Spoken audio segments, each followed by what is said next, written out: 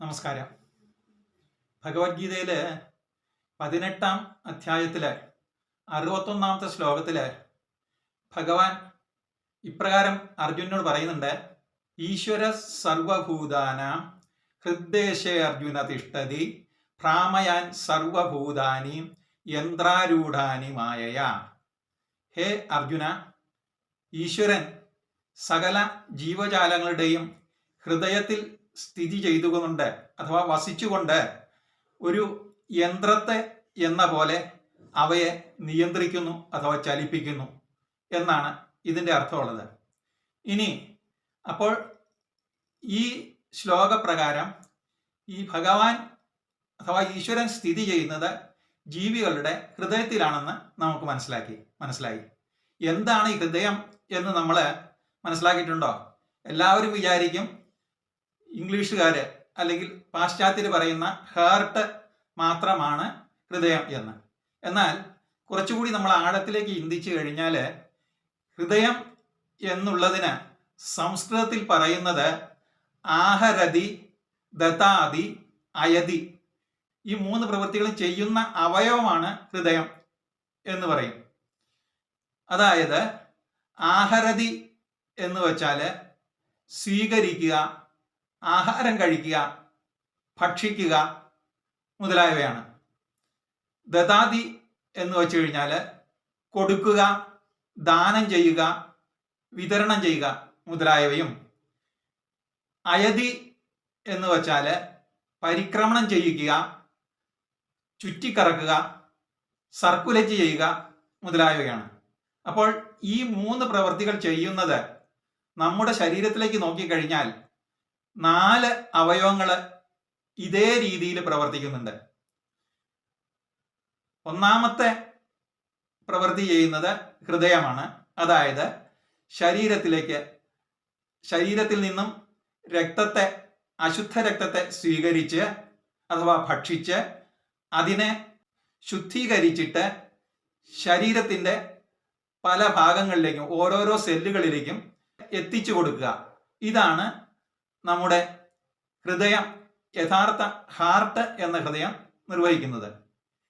ഇതുപോലെ തന്നെ പ്രവൃത്തിയാണ് നമ്മുടെ ശ്വാസകോശവും ചെയ്യുന്നത് എന്ന് നമുക്ക് നോക്കിയാൽ മനസ്സിലാവും. കാരണം ശ്വാസകോശം വെളിയിൽ നിന്നും വായുവിനെ സ്വീകരിച്ച് അതിൽ നിന്നും പ്രാണവായുവിനെ അഥവാ ഓക്സിജനെ എടുത്തതിന് ശേഷം ആ ശുദ്ധീകരിച്ച ഓക്സിജനെ ഹൃദയത്തിലേക്കും ശരീരത്തിൻ്റെ ഓരോരോ അവയവങ്ങളിലേക്കും സെല്ലുകളിലേക്കും എത്തിച്ചു കൊടുക്കുന്നു. ഇതാണ് ശ്വാസകോശം ചെയ്യുന്നത്. അപ്പോൾ ശ്വാസകോശവും ഇതുപോലെ തന്നെ സ്വീകരിക്കുകയും കൊടുക്കുകയും സർക്കുലേറ്റ് ചെയ്യുകയും ചെയ്യുന്നുണ്ട്. അടുത്തത് നമ്മുടെ ആമാശയമാണ്. ആമാശയവും ഇതേ രീതിയിൽ തന്നെ വെളിയിൽ നിന്നും ഭക്ഷണ സാധനങ്ങളെ സ്വീകരിച്ച് അവയെ ശരീരത്തിൻ്റെ ആവശ്യമായ ഘടകങ്ങളെ വേർതിരിച്ചെടുത്ത് ശുദ്ധീകരിച്ച് അവയെ രക്തത്തിൻ്റെ സഹായത്താൽ ശരീരത്തിൻ്റെ എല്ലാ അവയവങ്ങളിലേക്കും സെല്ലുകളിലേക്കും എത്തിച്ചു കൊടുക്കുന്നു. ഇതും ആഹരതി, ദതാതി, അയതി, അതായത് സ്വീകരിക്കുക, കൊടുക്കുക, സർക്കുലേറ്റ് ചെയ്യിക്കുക. ഇതാണ് ആമാശയം ചെയ്യുന്നത്. ഇനി ഇത് തന്നെയാണ് നമ്മുടെ തലച്ചോറും ചെയ്യുന്നത്. തലച്ചോറ് ചെയ്യുന്നത് ജ്ഞാനേന്ദ്രിയങ്ങളിൽ നിന്നും കർമ്മേന്ദ്രിയങ്ങളിൽ നിന്നും ലഭിക്കുന്ന വിവരങ്ങളെ സ്വീകരിച്ചതിന് ശേഷം അവയെ വേണ്ട വിധത്തിൽ വിശകലനം ചെയ്തിട്ട് ശരീരത്തിൻ്റെ അതാത് കോശങ്ങളിലേക്കും അവയവങ്ങളിലേക്കും ശുദ്ധീകരിച്ച ഈ വിവരണത്തെ അല്ലെങ്കിൽ അറിവിനെ എത്തിച്ചു കൊടുക്കുകയാണ് ചെയ്യുന്നത്. അപ്പോൾ ഇതും യഥാർത്ഥത്തിൽ ഹൃദയത്തിൻ്റെ പ്രവൃത്തിയല്ലേ ചെയ്യുന്നത്. ഈ വിധത്തിൽ നോക്കിയാൽ മനുഷ്യ ശരീരത്തിൽ 4 ഹൃദയങ്ങളുണ്ട് എന്ന് കണക്കാക്കാം. അപ്പോൾ ഭഗവാൻ പറയുന്ന ഈ ഹൃദയം എന്ന് പറയുന്ന ഈ 4 ആയിരിക്കുമോ?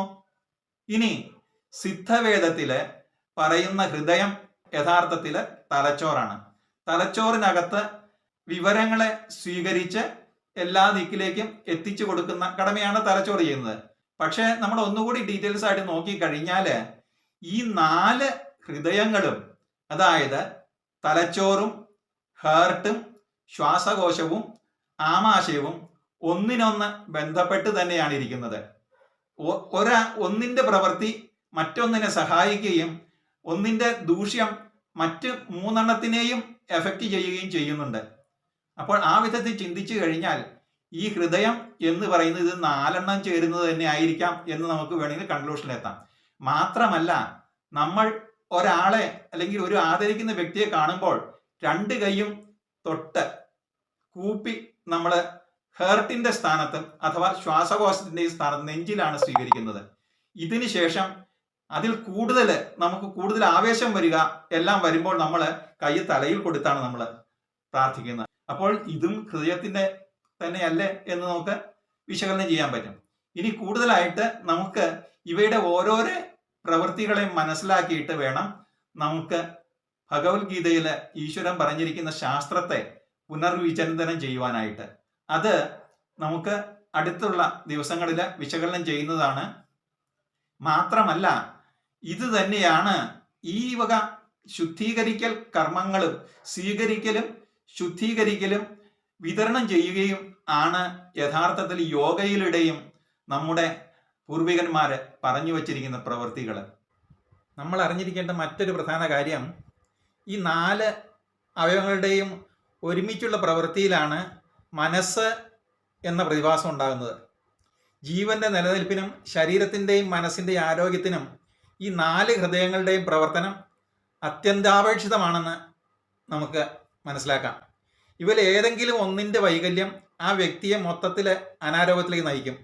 യോഗയുടെ പ്രധാന ലക്ഷ്യം തന്നെ ഇവയെ ഊർജ്ജസ്വലമായിട്ട് പ്രവർത്തിക്കാൻ പ്രോത്സാഹിപ്പിക്കുക എന്നതാണ്. സാത്വികവും പോഷകസമ്പന്നവുമായിട്ടുള്ള ആഹാരവും ശ്വാസോച്ഛ്വാസ നിയന്ത്രണങ്ങളിലൂടെ പ്രാണായാമവും പരിശീലിക്കുമ്പോൾ രക്തസമ്മർദ്ദം നോർമലാകുന്നു. അപ്പോൾ ടെൻഷൻ കുറയുകയും ടെൻഷൻ കുറയുമ്പോൾ തലച്ചോറ് ഊർജ്ജസ്വലമാകുകയും ചെയ്യുന്നു. ഊർജ്ജസ്വലമായ തലച്ചോറിൽ നിന്നുമാണ് ശാന്തമായ മനസ്സ് ഉണ്ടാകുന്നത്. ശാന്തമായിട്ടുള്ള മനസ്സിൽ നിന്ന് ശരിയായിട്ടുള്ള ചിന്തകൾ ഉടലെടുക്കും. ആ സത്ചിന്തകളിലൂടെയാണ് സത്പ്രവൃത്തികൾ ഉണ്ടാകുന്നത്. അങ്ങനെ ആ വ്യക്തിക്ക് ആരോഗ്യകരമായ ഒരു ജീവിതം സമൂഹത്തിൽ സാധ്യമാകുന്നു. അഷ്ടാംഗ യോഗത്തിലെ യമ നിയമങ്ങളുടെ ലളിതമായ ഒരു വിവരണമാണ് ഈ പറഞ്ഞത്. അതുതന്നെയാണ് അവയുടെ സാരാംശവും. അതും നമുക്ക് ഡീറ്റെയിൽസ് ആയിട്ട് അടുത്ത ദിവസം മനസ്സിലാക്കാം. നമസ്കാരം.